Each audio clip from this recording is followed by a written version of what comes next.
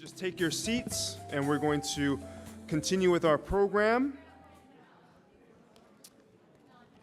Now we're going to move into breakout sessions, just like yesterday, right? Where we're going to have two concurrent programs happening.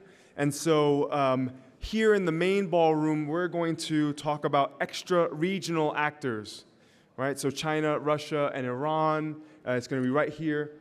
Speakers, if you can come up now. And then in the East Ballroom, we're going to have anti-money laundering. So anti-money laundering in the East Ballroom. And we're about to get started. Thank you.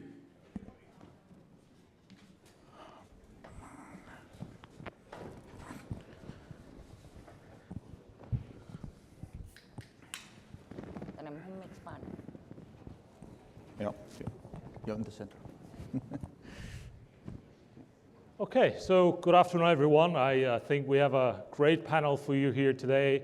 And we hope, I liked the expression yesterday to bring you out of your lunch coma.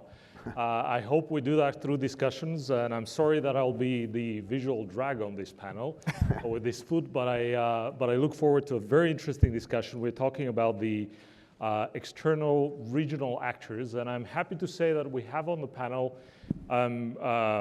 people that have contributed to what Admiral Alvin Halsey yesterday was talking about, both in terms of China, Russia, transnational organized crime, and threats to democracy. So I'm really looking forward to an exciting panel. We're going to go through 2 rounds of questions that I'm going to lead in, so we hope we make it entertaining to you. I think the topic is very, very interesting, and of course we come after the transnational, the organized crime session that we just had. And after 2 rounds of questions, we're going to go on to suggesting what can be done about the issues that we discuss, and then I'd like to open it for questions. So please prepare that, and we'll be aiming to finish at exactly 2 p.m. One of the things that I've noticed is that clearly there is a bilateral agreement, the bipartisan agreement in the U.S. about China being the kind of big strategic rival. But clearly there is one thing, and I also saw Professor Grossi's announcement about nuclear activities. Russia has been a much more powerful, much more malign, much more sharp power-focused adversary. Including by bringing out a lot of threats about nuclear annihilation, which we in Europe have clearly felt. But also they've brought in, and it has been again with Russia's kind of start, they've brought in Iran, they've brought in the BRICS, that has been much more active in the past couple of years. So I would like you to, when we're discussing, when we're talking about, I'd like to focus on how each of these actors individually, but also together, reinforce each other, and what does it mean for the security of Latin America and in the Caribbean, and of course, what can the US and the EU or the West, if we could still talk about that, do. Let me start by turning to my colleague Vladimir Rubinsky, whom I'm sure all of you know, and who worked with us on developing the Kremlin playbook in Latin America, which, if you haven't picked up, I'll do a little bit of a PR stop. You could go outside of the CSD stand and pick up a copy. But Vladimir, you've done a lot of work, and definitely on Russia in the region. So I wanted to start with your take on what do you see as the role of Russia in the region of Latin America? And is it strategic also? Are they cooperating strategically with China? Or is it a standalone? Is it a competitive strategy? What do you see there? Thank you very much, first of all, for this opportunity to address this very interesting event. And I would also like to start by referring to one of the remarks of one of the key speakers yesterday. Here at the opening of the conference, who was saying that it's not Latin America, it's because of its geographical location. Because it's in the same neighborhood as the United States, because it's in the Western Hemisphere. Because if we look for the answer to the question you just I think we have to understand, first of all, why Russia is interested in Latin America. Because, of course, you mentioned China. And Russia's presence in the Western Hemisphere, in Latin America and the Caribbean, during the last 10, 15 years has been overshadowed, of course, by the power of China, by the extreme, very fast growth of ties between the People's Republic of China and Latin American countries. But Russia is still there, and Russia actually is considering, as I try to show now, is considering to increase, I would say, its influence in Latin America, because Russia's primary goals, the vehicle behind Russia's interest towards Latin America is still here. And this is the idea precisely that Latin America is in the neighborhood of the United States. In the 1990s, when Russia was very weak in this region, and a bit of historical background I think is necessary, it was Yevgeny Primakov, who was one of the powerful figures within the Kremlin establishment that made a very symbolic, important visit to Latin America, because what he was doing, he was looking for allies for that emerging new Russia, and basically the principle for him to choose the people he would like to talk to was their bad relations with Washington. He, I think, built the first foundation for this Russian view of Latin America from the point of reciprocity, because Russia believes that all the trouble Russia has in its neighborhood, in what Russians call near abroad, is because of the United States policy.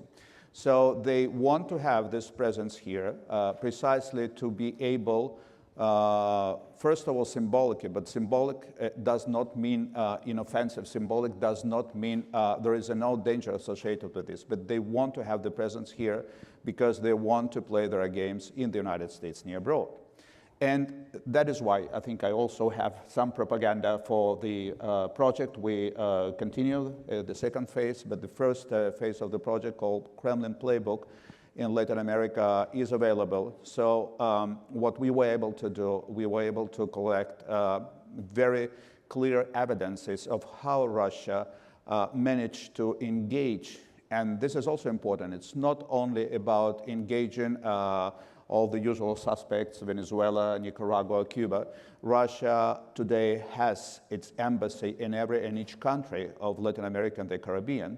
And also, if you look at the size of those embassies, sometimes they are surprisingly big compared to what the tangible exchange of commerce between Russia and that particular country. There are a lot of cultural attaches, actually. Exactly. Yes.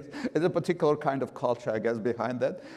But yes, you start asking questions, why there are so many Russian diplomatic personnel over there.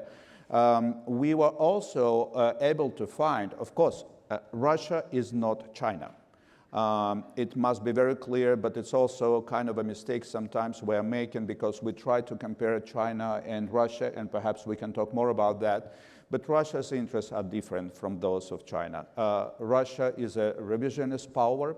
Putin is determined actually to be the destroyer of the world political order. He imagined himself, I believe, the guy who would like to reshape the world infrastructure. Of course, the war in Ukraine demonstrated it clearly. So when Russia is dealing with Latin America, what they want to do, they want to create specific types of dependency on a certain delicate and very sensitive sectors of the Latin American economies in the first place. Take, for example, Brazil. When we started doing this project, we already knew about this kind of links between Brazil and Russia, but when we start to digging in and looking at all the scale of how Russia managed to create this size of dependency. Russia, for example, controls 40% of all the fertilizer that supply the Brazilian agricultural sector. If tomorrow Russia decides that they want to cut the supply of the fertilizer, there will be catastrophe, not only for the Brazilian agricultural sector, but also for those countries that depends on Brazilian food supply, talking about China, but also talking about the United States. A certain percentage of that produce goes to the United States. And Russia does not hesitate to use this kind of dependency. Some of you perhaps remember about the story of Ecuadorian bananas when Ecuador was about to transfer some of the Russian weaponry, and then all of a sudden the Russian sanitary authorities declared that Ecuadorian bananas are very dangerous for the health issues, so and the Ecuadorian delegation has to go there. So that's the kind of games they are playing. And this is a long-term strategy because, again, Russia is not China by the size of its trade and commerce, but still Russia has, what we established with the Kremlin playbook, has about 280 different medium and large size enterprise and having presence everywhere in Latin America. So there is also this whole distribution. Once again, the point here is we should not think that Russia looking only for engagement of Venezuela, Nicaragua, and Cuba. Perhaps those two countries are playing actually the role of the hub. Russia would like to extend their activities from those hubs because they have the complete understanding there is no troubles in making deals with those people in Caracas and Managua, but Russia also dealing, for example, with Brazil. As I don't have to explain the importance of Brazil for the Western Hemisphere, and now, of course, we have Lula Pires on the Red Square sitting just next to Putin. So what we do in this Kremlin playbook and to show up, to identify multiple dimensions of Russian engagement is precisely to look at the economic connections, which Russia has built in Brazil, in Ecuador, in Bolivia, for example, the capture of sensitive sectors in Brazil, in Bolivia, sorry, is very important. But we also look at other types of state capture. For example, all the capture of intellectual elites is very important. Even though Russia perhaps according to the public opinion, so it is not as popular as some other countries, but still we're talking about millions of people in Latin America who look very positively at what Russia is doing, and most of Latin American countries are still democracy. So this is actually about using of the sharp power that Jessica most likely is going to talk. So to finish here, what I would like to say that we should not be underestimating the incident and the danger that Russian engagement with the region represents. Russians are here, Russians are back, Russians are everywhere in Latin America. They can engage very quickly as an opportunity presents themselves. We know that Russia is an opportunistic player, so this is something that we have to take into account if we would like to talk about security in the Western Hemisphere. Thank you. Thanks, Vladimir. And of course, I didn't introduce you, though I assume everybody knows you well, the director of the Center for Interdisciplinary Study at the HSC University in Cali, Colombia. And I also wanted to commend you for making it to the Southcom strategic paper and documents, and they're calling the Russian engagement in South America exactly what we did, the global reach, the idea of global reach. But let me now turn to Jessica Ludwig from a Global Policy Fellow at the George W. Bush Presidential Center in Texas. Jessica, we heard about Russia, China, Iran. How do you see, do they have a kind of common objective, common goal? Are they strategically aligned, or are they acting haphazardly, each and every one of them? And what do you see in terms of the effects their engagement with Latin America has on the security of the whole Western Hemisphere? First, let me start by thanking FIU, of course, for organizing this event, and Ruslan and the Center for the Study of Democracy for putting together this panel and giving us the opportunity to talk about these issues. When it comes to China, Russia, and Iran, I think what we tend to do from the Americas is we make the mistake sometimes of thinking first about ourselves and where we sit, and we need to go through the exercise of putting ourselves in the chairs of the leadership in Beijing, in Moscow, and in Tehran, and think about what are their priorities and what are the things that are driving them and driving and shaping how they're going about projecting their influence and engaging with far-flung parts of the world or places that might feel far-flung from their own capitals, like the Americas. So when it comes, I mean, I think there are some comparisons that you could make actually about all three of these leaders or governments and states, because they do have something in common, and that is that they are all highly autocratic regimes, right? But maybe before I dig into that a little bit more, I'll start first with maybe the obvious, right? All of these governments are looking for market diversification opportunities, and I mean that in a very broad sense as well.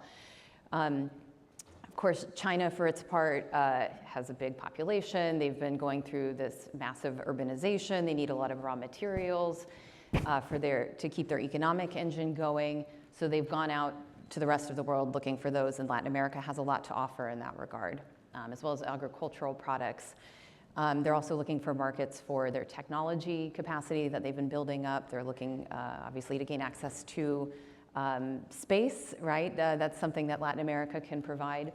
You can run down the list of these things, and I think we've also seen everyone in this room. You can probably think of all the projects, and we've heard statistics about China surpassing the United States as the leading trading partner for many countries in the region. Certainly in South America, this has been the case.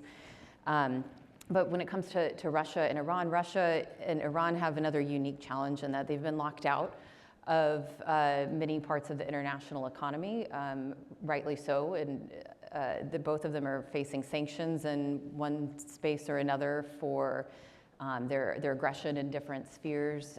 So part of what they're doing is not just looking for alternative markets for things like their fertilizers, and of course leveraging those for strategic dependency, but they're also trying to evade sanctions. We've seen this with Russia. I think this is something you highlighted in the Kremlin playbook, is registering many of their ships under Latin America flags so that they're not registered as Russian ships, and then they can go to, that opens up a wider variety of ports for them to go to around the world. Iran has, of course, worked with Venezuela and other countries, but I'll leave that to Nancy to talk more about. The second thing after, and this is where I think we really need to start digging deeper, and this will overlap with some of the points that Vladimir made, is that these governments, these states are all interested in building leverage that they can then, building influence that they can leverage for their broader geopolitical ambitions. And this is where we also have to zoom out a little bit from Latin America and look at what's happening in other parts of the world, right? Look at what's happening in Europe, of course. Look at the buildup of economic power, or sorry, of hard power, military power in the South China Sea. We all know China seems to have its sights set on Taiwan. Nothing that's happening in Latin America, right, is happening in a vacuum. This is happening in a much bigger global stage, and it's important to keep that in mind. But we do see, especially Beijing and Moscow are continuing to project both hard power into the Americas with the goal, of course, of they recognize its proximity to the United States. Sometimes some of what they're doing is a little bit more for show than actual projection of hard power. I think it's important to note that. It's always important to point out where these states have weaknesses, as well as when we're talking about the threats that they present. But they're also playing in the narrative space, right? There's a narrative competition that's going on, and that is playing out in an incredible way in the Americas. Both China and Russia have kind of adopted a layered approach, right, to projecting their propaganda, to playing into societal polarization and cleavages that already exist within countries in the region, as well as within intra-regional dynamics. But I think the third point is the one we really need to keep in mind, and the one that's most overlooked, about what's driving these state actors and shaping how they interact anywhere around the world. And that's the fact that these governments have a problem, right? They're not legitimately elected. They have to do extra work, as well as because their governments are not as broadly accepted in the international community under the historical system that we have built in the post-World War II order. They need to go around making the world safe for themselves to exist. Part of that also means that they have a domestic constituency at home that they need to message back to. So actually a lot of what they do around the world is about projecting power outwardly so that they can boomerang that and message it back to their own population. So in the case of China, of course, there's a lot of efforts to play into China's nationalistic sentiments. I think this is also increasingly the case in Russia too. But China in particular, that I'll wrap up with maybe with this point, has invested enormous resources in its projection of power abroad. I mean, I think actually both China and Russia, they are inherently expansionary types of regimes, right? The more that they accumulate power, in order to hold on to that power, they have to go further. They have to push the boundaries further. And so we see that playing out not just on the edges of their own borders, but in much farther flung places, including in the Americas.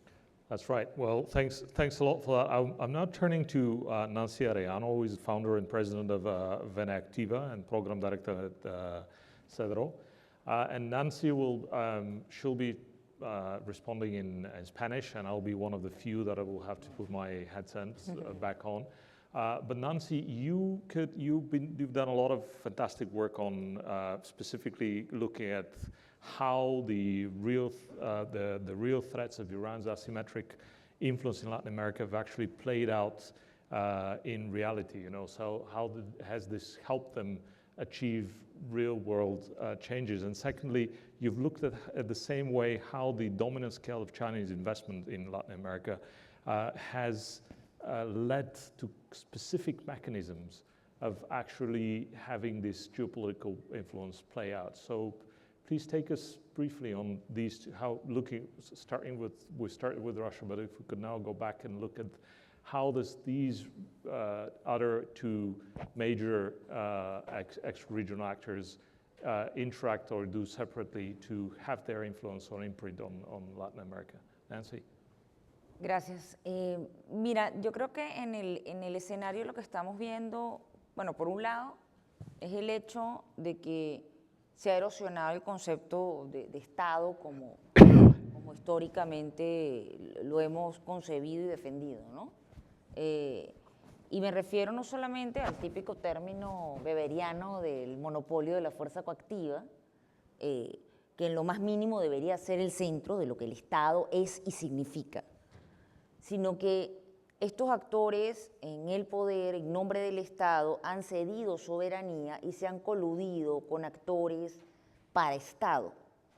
Y esto ha funcionado a diferentes niveles, no solo en términos del poder coactivo, y ahí vemos cómo, con el caso de Irán, por ejemplo, con el caso de los grupos paraestatales en la región, coludidos con el gobierno en el caso de Venezuela, donde tenemos lo que se ha denominado un Estado híbrido, y ese Estado hibridado llega a unas relaciones interestatales que también ocurren en distintos niveles, en niveles formales Estado-Estado y también dentro de los actores que operan en negro y en gris dentro de la esfera de influencia como el proxy que representa Hezbollah para Irán, por ejemplo, y vemos acuerdos de formación incluso bélica o para actores paraestatales dentro de los territorios. O lo que está ocurriendo ahorita con Irán y Venezuela, que tiene más de 270 acuerdos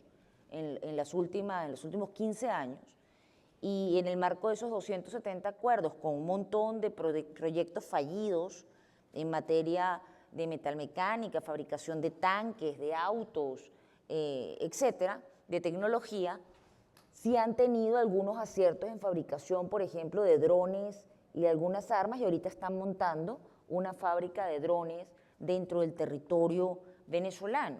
¿Qué significa eso en términos de riesgo para la región y cómo podrían terminar este tipo de implementos y de armas, de poder de fuego en la región. Además sabemos que hay cooperación, por ejemplo, con Rusia, también en materia militar. Venezuela ha sido el mayor comprador de armas en la región para el caso ruso, y además sabemos que hay también prácticas, incluso bélicas, con China, y sabemos que China, por ejemplo, es el mayor acreedor de Venezuela, 60.000 millones de dólares, para que nos hagamos una idea. O sea, casi la mitad de la inversión del banco chino, o sea, los bancos chinos, se ha dado en Venezuela, y no es casualidad, pese a ser un régimen fallido y todo lo que queramos, por las reservas petroleras que tiene Venezuela, y a eso sumar todo lo que es el arco minero.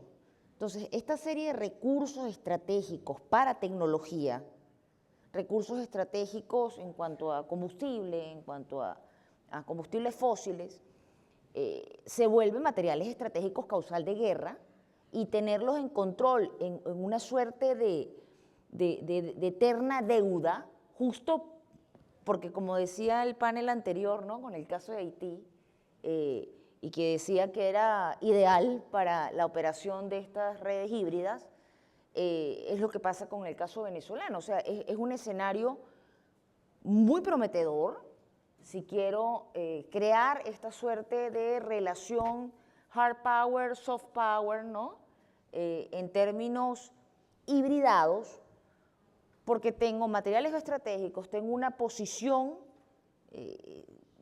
dentro de la esfera de influencia directa a Estados Unidos, tengo la posibilidad de materiales, insisto, no solamente el caso del combustible, el caso del petróleo, sino el caso además de bauxita, coltán. Estamos hablando de otros materiales muy importantes y con esto termino, para la región. Entonces, si a esto le sumamos toda la plataforma Telesur, por ejemplo, que ha permitido además abrir una plataforma de influencia cultural y de desinformación y de contrainformaciones, termino teniendo, bueno, un interesante modo de incidir en una región que definitivamente representa, dentro de la pugna por el poder y la búsqueda, insisto, de preservación y de amplificación de la esfera de influencia, muy apetitosa. Thanks, Nancy. And now I'd like to turn to Doug Farrell, who's the founder and president of IBI Consultants, but he also works for Taeda Foundation as a senior advisor. And of course, thanks so much for joining our panel. You were also another very important source for kind of understanding the security of the region and what can be done about it. Doug, you've looked into a critical vulnerability that we've seen rise in importance, in particular also used by extra-regional actors as a vehicle to wield influence, and that's the transnational organized crime groups in particular, ones that I've seen more closely to where I come from in Southeast Europe. Could you go into a little bit of details of how these have evolved more recently and how they've interacted with the extra-regional actors in terms of enhancing the vulnerabilities of the region? Doug? Well, thank you, and thank you to my fellow panelists, to Taeda Foundation, and to FIU for the chance to be here. I think that you have to take, I think, a little bit of history into consideration to understand why we have transnational extra-regional actors in the hemisphere that we didn't have before. And I think we also need to understand that all of these groups are fundamentally rational economic actors. So when market forces move them one direction or another, they will move in that direction. So I think one of the little studied phenomenons that we've seen, that we're experiencing, is that in fact, cocaine use in the United States has dropped by about 50% in the last 7 or 8 years. Not drug use, but cocaine use. Cocaine here in Miami and around is $17,000, $15,000, $20,000 a kilo. In Spain, it's 30,000. Former Soviet republics is 70,000. In Australia and New Zealand, it reached 250,000 a kilo. So what does that mean? It means people are going to go where the markets are most attractive. And as I talked about in my earlier panel, I think we're in this fourth wave of transnational organized crime where we now have new actors and new products. So instead of focusing on cocaine, these groups can now focus on precursor chemicals for methamphetamines, precursor chemicals for fentanyl. All of this changes the dynamics of groups that once were sending one product, cocaine, to one market in the United States. Now you have a dozen markets with a dozen products and a dozen different groups involved because it's all lucrative. But I think to understand the birth or one of the origins of what we're seeing now in the extra-regional groups is something that Rafael Correa did in 2010 when he was president of Ecuador.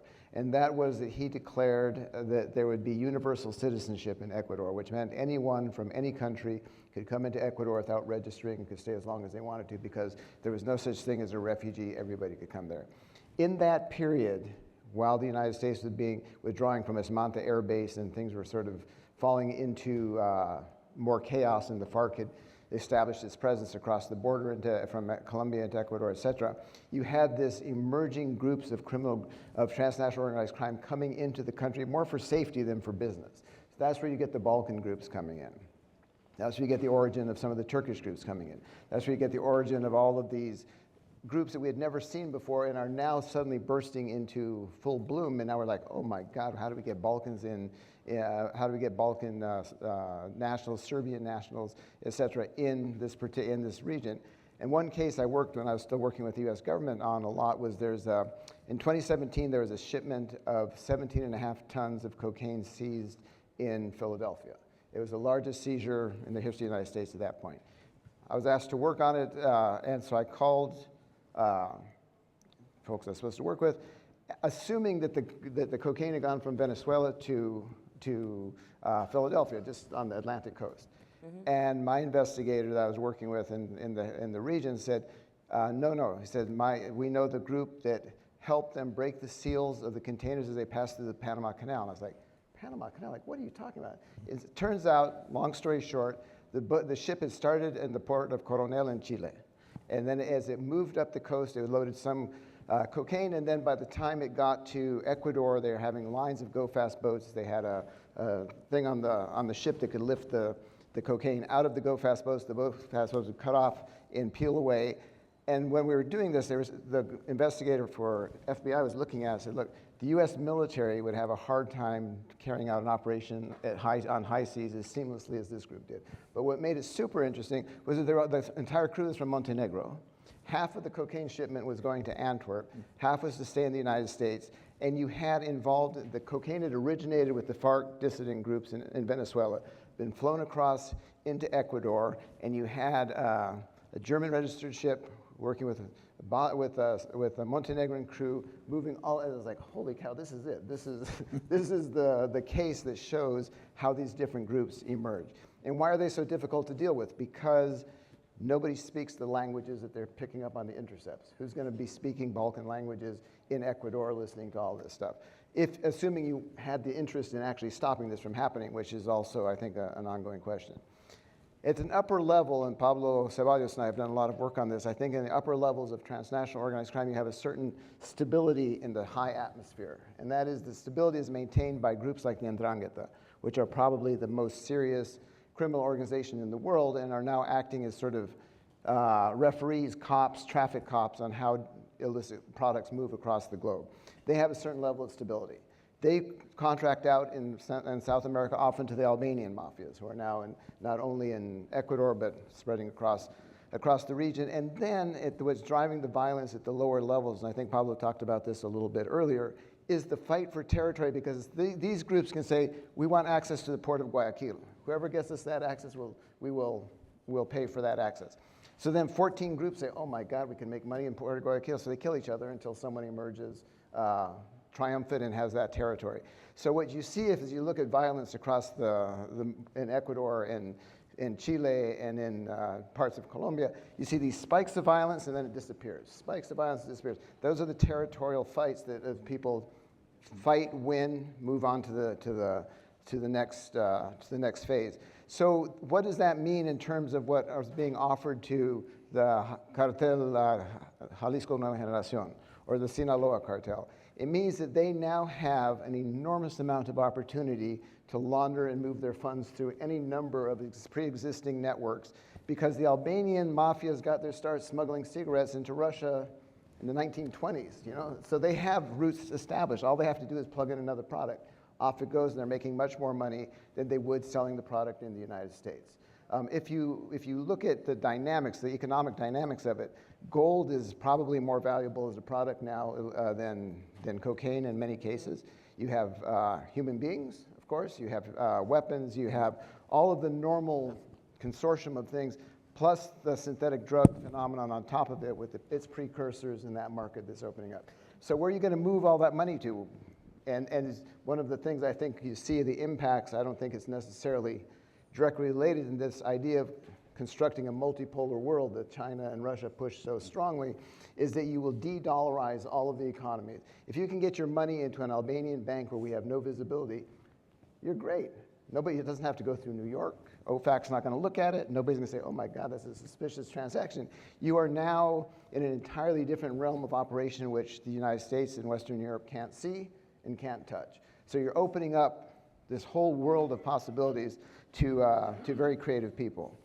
And I'll just close by saying what I think we have to understand is that the main actors in the region, particularly Russia, I would argue that in the work we've done, I think China is a rational imperial actor. They know what they want, and they like stability, and they want to go get that here in the hemisphere. Whereas Russia is seeking chaos and destruction of anything related to the United States, which means, and we've written about this and published this in its spreading, is that Russia provides some of the most sophisticated surveillance equipment in the world on internet servers in Chile to be sold to criminal groups across the hemisphere. And we've identified groups in Paraguay, we've identified groups in Mexico and elsewhere that are buying that in its SORM technology, which is the best in the world for monitoring this.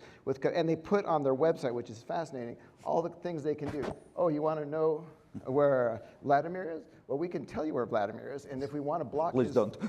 and if we want to block his telephone in this radius, we can block his telephone. Or if we want to block him to be able to do this, and we can tell you where he goes. And they have diagrams all over. I mean, it's not like secret stuff. We wrote about this. We reported it when I worked for the U.S. government, and on the high end, and everybody's like, "Oh my God!" And they're still there. They're still going strong. So, but this also. So I think that there are many malign influences that come in through state actors, because the group selling this out of Chile is directly related to the Russian state by documentation. They put on their website their authorization to act on behalf of the FSB.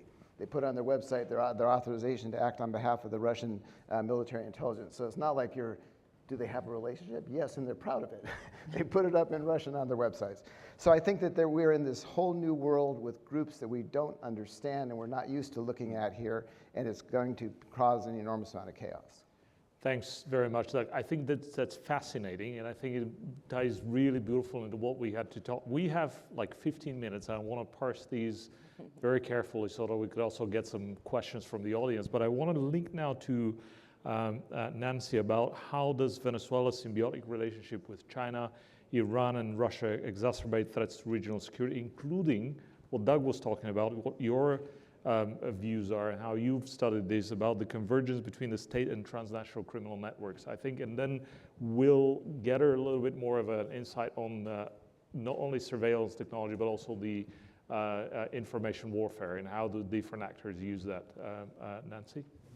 Sí, o sea, el escenario yo creo que, o la evidencia muestra que ha venido complejizándose no solamente por la llegada de todas las nuevas tecnologías y la diseminación de las redes sociales, etcétera, que han permitido generar todo un aparataje de propaganda en la región.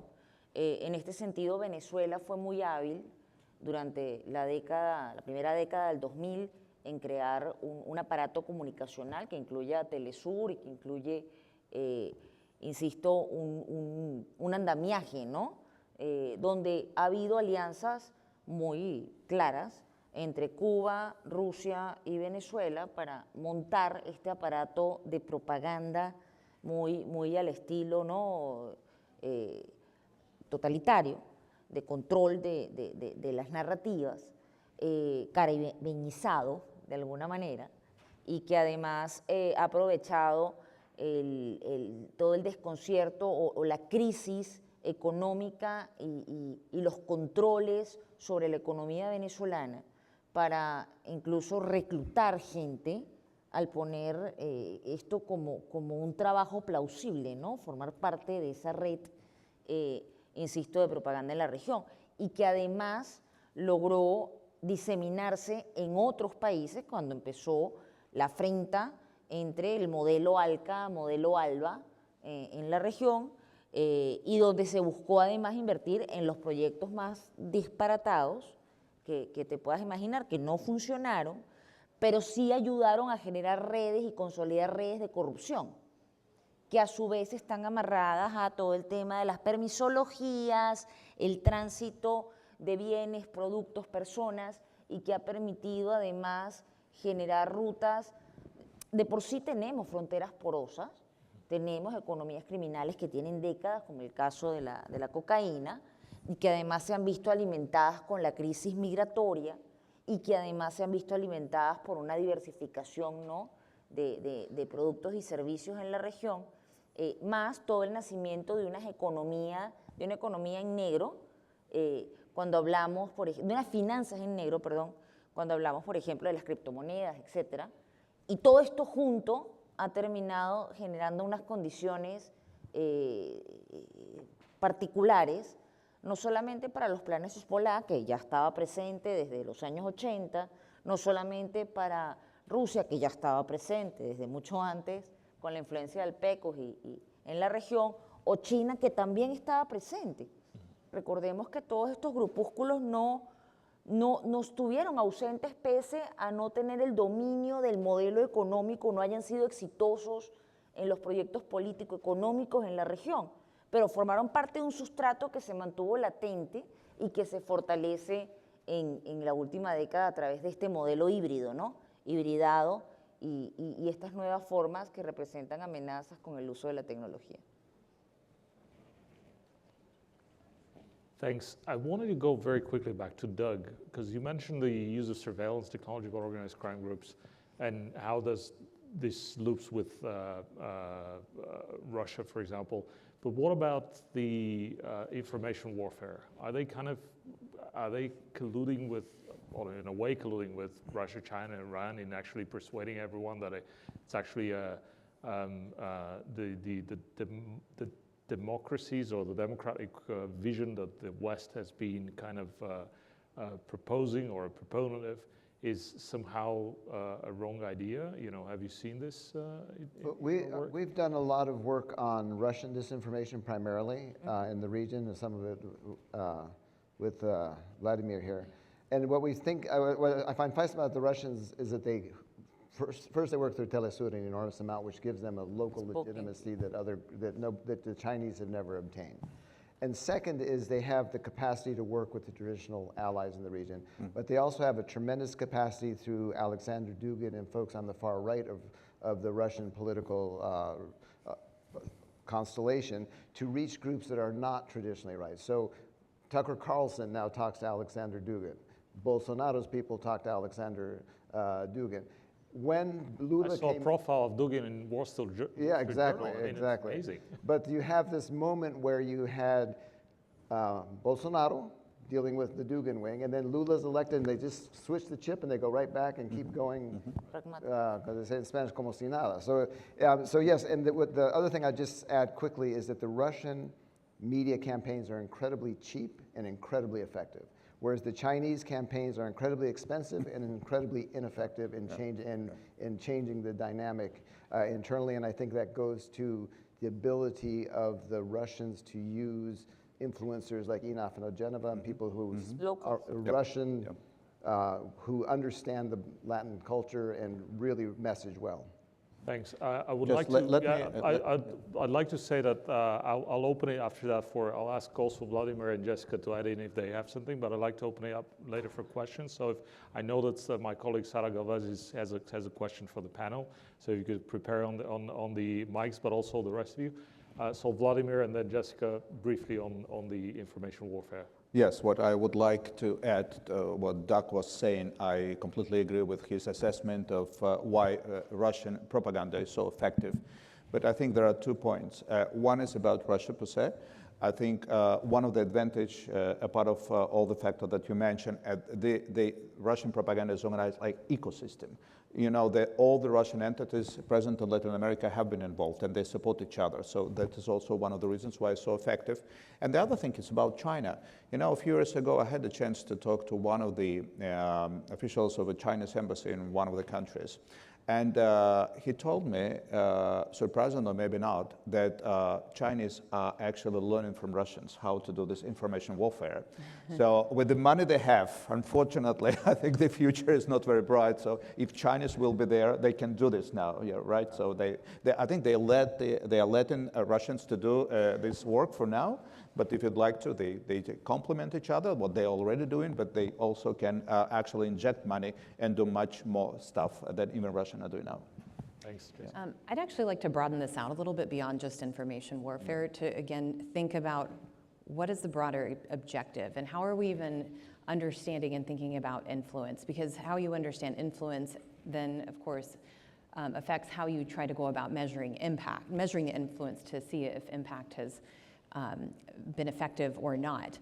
I think in the case of Russia, of course, they do very well playing to the chaos. They can do things on a dime relatively, especially relative to China. But I wouldn't discount all of the efforts that China has invested in Latin America because they do, it's much more than just propaganda, right? What they're actually doing is working very methodically to cultivate relationships, right? They've been tilling the soil in the region for a decade now with the purpose of being able to cultivate relationships all across the political spectrum, all across the elites, all across the region, up and down the government chains, in the private sector, in the media space, in academia, in think tanks. Really, all of this, the cumulative, I mean, this is actually what sort of the concept that Vladimir mentioned earlier, sharp power, right? It's kind of trying to mix, take all of the tools that are at your disposal, but capturing them, right? That's, sharp power is something of an attempt at soft power, right? Like trying to use carrots alongside of sticks to achieve your objectives. But what actually happens if you're a top-down government trying to do that is you can't, right? Because soft power is, it should be organic and values-based, and I want to also bring values into this conversation too, because I think ideas are very powerful and they matter.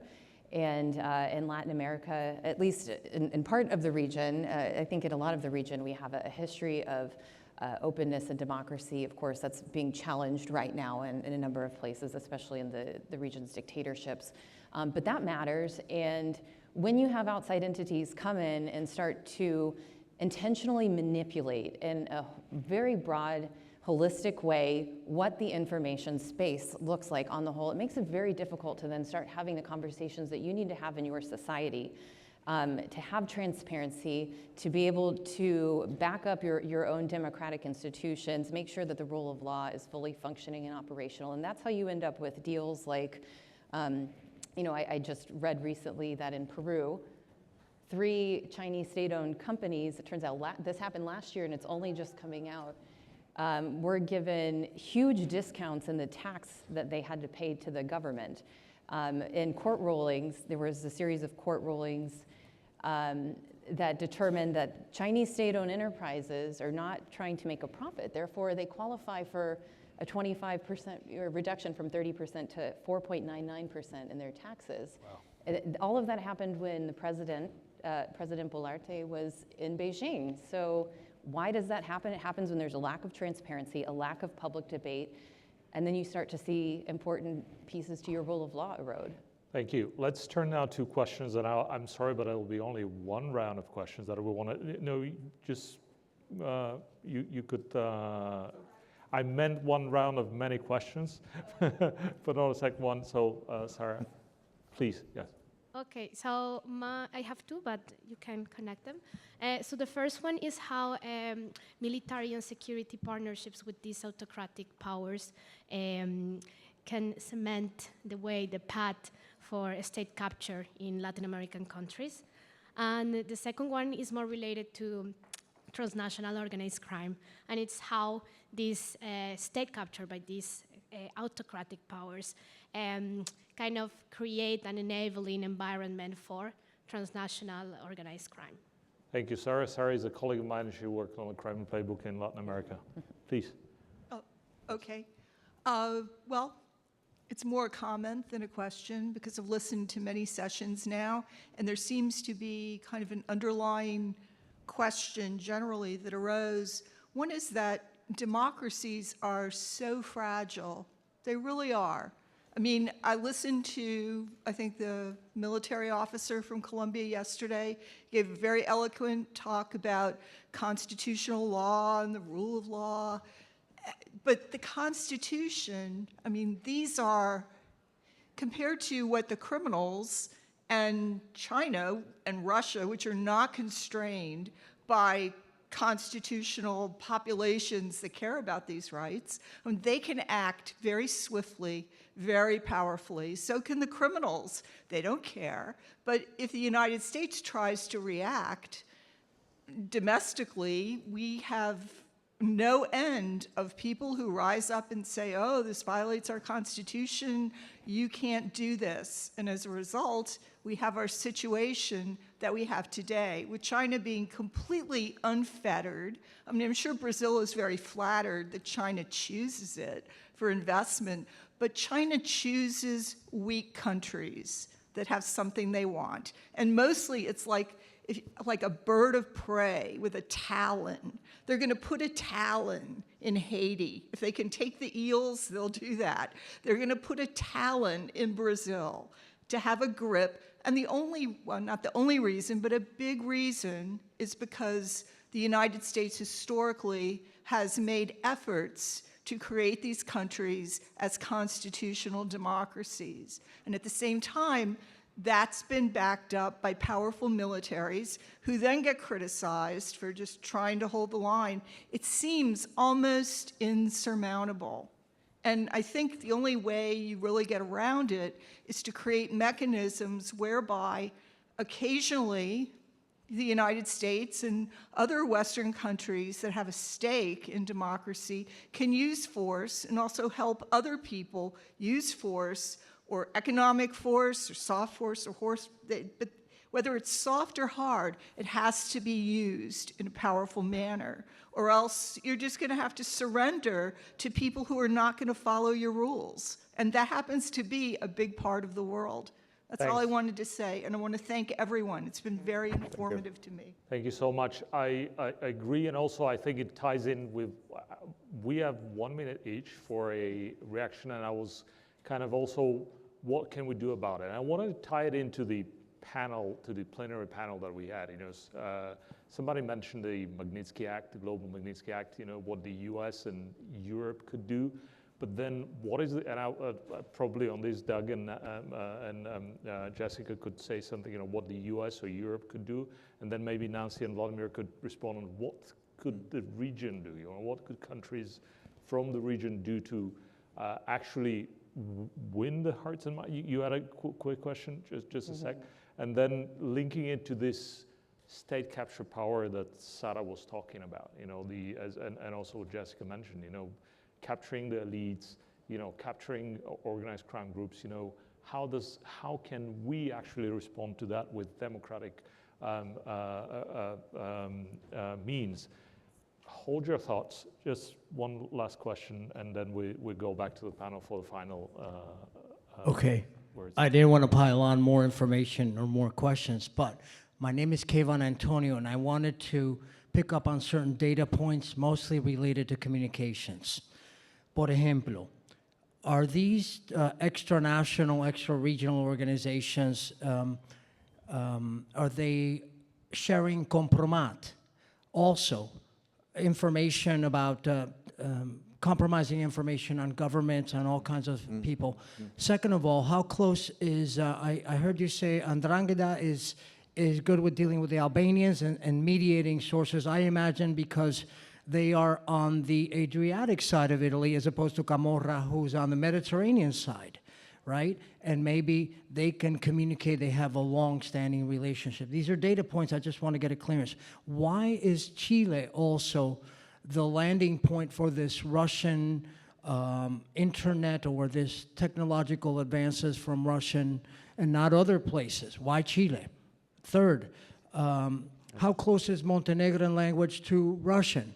If you are listening in, would you be able to understand a language from the South Slavic region if you are listening for Russian? So there's 4 separate but maybe connected points at some nexus. Thank you so much. These are very good questions. I hope that we'll be able to broach them at least, but then we could talk in a coffee break. Let me start with Doug and then go the other way around. Thank you. Well, I think on the state capture, I think the difference between what we've seen in the past and what's happening now in democracies is that you have governments like Venezuela and Nicaragua that embrace transnational organized crime as an instrument of state policy, as opposed to there being any separation between the two interests. I think that fundamentally changes the equation. I don't know about the language similarities. I do think that there is a long-standing networks across Europe that have long smuggled, as they are in Latin America, as they are in the United States, smuggling cigarettes or whatever. When you get another more valuable product that you can plug into that pipeline, off you go. So it's not a complex operation because you have pre-existing routes already established. And I think on the overall comment, I think that democracies are at a disadvantage, but I think that there are ways to strengthen them without going into the Bukele model and the authoritarian model of mass incarceration and throwing people in jail. I think ultimately that's what will bring down democracies, not the ability to work within institutional frameworks, strengthen the laws we need. We're very slow at changing laws and multiple things. But I think at the end of the day, if we don't stand firm on our democratic institutional principles, then we are not going to end up much different than the groups we're talking about as being on the wrong side of history. Thanks, Doug. I'm afraid on Old Church Slavonic, which was also from my country, Bulgaria, I think we do understand a lot of the languages and Southern Slavic things, so it could be possible. But Vladimir, final words. Thank you. Okay, just to add about transnational crime, because I think we might be just in the beginning of some new scenarios in Latin America. For example, in the case of Russians, it is important to take into account that Latin America and the Caribbean is the only region in the entire world, with small exceptions, Costa Rica, and I think for Mexico they would need to have an E-permit in order to enter the country. But the rest of Latin America is widely open. Russians don't need any visa. They can travel freely. And we have thousands of Russians now fleeing Russia from after February 2022. But for example, you go to Buenos Aires, to Belgrano, and Palermo, and you hear easily talking about languages Russian spoken. So definitely there are people who might be related to some organized crime. And as Doug was saying, it's market driven. So that there are some particular interests that might be there. And I would just suggest those people who are in charge of this paying closer attention to what might happen. And the last but not least, democracy. Yes, democracy are fragile, and that is why China and Russia are moving into Latin America. That is why they exploit the vulnerabilities that we have. And I think the only answer to this is the same as Doug was saying. We have to stand up. We have actually to defend democratic values, and we have, in the case of Russia and China, raised awareness about the true nature of their involvement. Fantastic. Thanks, Nancy. Final words, 30 seconds, please. Creo que justamente parte de lo que demuestra la efectividad de la propaganda en contra de los sistemas democráticos es que nos atrevamos a dudar de los sistemas democráticos, porque se ha vendido la idea de que los autoritarismos pueden dar resultados. Y parte de ello es parte de la propaganda, justamente en el caso de China, que lo hemos visto muy claramente como modelo pragmático exitoso. No importa que conculques las libertades fundamentales. ¿Qué creo yo que hay que hacer? Creo que hay que fortalecer la visión regional, es decir, el sistema interamericano. Creo que hay que revitalizar el sistema y entender que el update, mejor dicho, del sistema interamericano en este momento requiere ver las particularidades del mundo que vivimos, sobre todo a nivel de tecnología, porque además tenemos otros retos como la influencia de las tecnologías, en el caso de China, por ejemplo, en el caso de las Smart Cities, etcétera, que pueden ofrecer además información estratégica que podría verse vulnerada, más con los marcos normativos de China, que en la ley de 2017 obliga a las transnacionales, incluso de tecnología, a entregar información al gobierno chino. Entonces, tenemos que fortalecer esa visión de las Américas, justamente en el marco democrático y con las herramientas que se requieren para defenderlo y aprendiendo las lecciones de lo que no funcionó, por lo cual tenemos hoy día a Nicaragua, a Venezuela o a Cuba en la situación que la tenemos. Thank you. And Jessica? Yes, I will try to, as fast as I can, share some ideas for what the United States can do, what the region needs to be doing to guard itself against malign forms of influence, especially those that have an impact on democracy and rule of law in the region, right? Number one, we need an economic statecraft, right? The United States needs a proactive, comprehensive plan.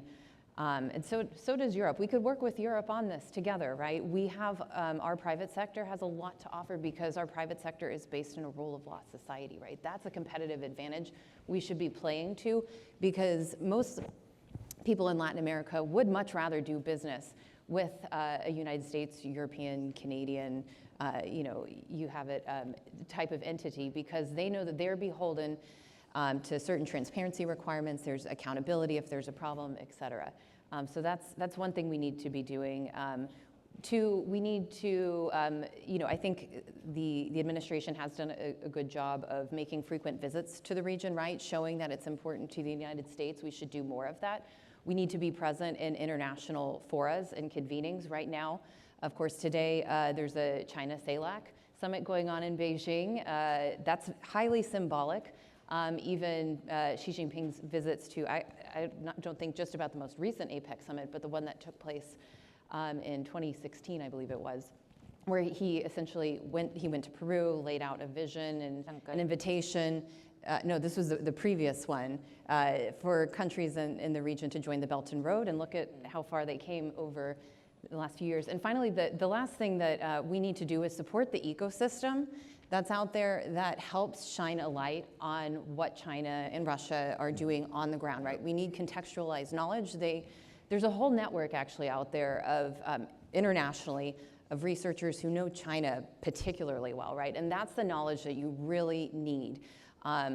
You need to share information so that we can track it across different countries, right? I'm looking at Didi Tatlow, for example, who's done amazing reporting on what's happened in Chile with a China-backed astronomical observatory.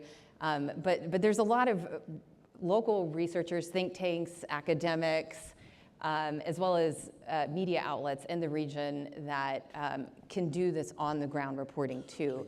Thank you. They just need to be supported. Thanks, Jessica. Well, thanks a lot very much again. Thanks, FIU. Thanks, Lilon. Your team's done a great job. Sorry for stretching a little bit, but I think that with this panel deserves it. Thanks a lot to our audience, and please join me for a round of applause. Thanks a lot. You're a great panel. Thank you.